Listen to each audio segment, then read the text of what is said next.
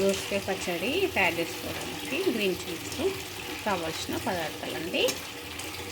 Chopped దోసకాయ, cucumbers and green chillies, cumin seeds, garlics and curry leaves వేసుకొని కొద్దిగా oil వేసుకొని టర్మరిక్ పౌడర్ వేసేసి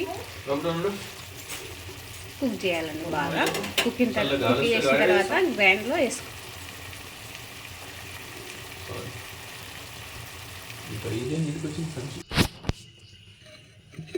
చట్నీ గ్రైండ్ చేసుకోవడానికి ఇలా మిక్సీలోకి ట్రాన్స్ఫర్ చేసుకోవాలి. చాప్డ్ కుకుంబర్స్ని, దోసకాయని గ్రైండ్ పట్టేసుకుంటే అయిపోతుంది. ఎంతో రుచికరమైన దోసకాయ పచ్చడి రెడీ అండి. చాలా చాలా టేస్టీగా డెలిషియస్గా వచ్చిందండి. చాలా బాగుంటుందండి. వేడి వేడి అన్నంలోనికి నెయ్యి వేసుకొని తింటే చాలా బాగుంటుందండి.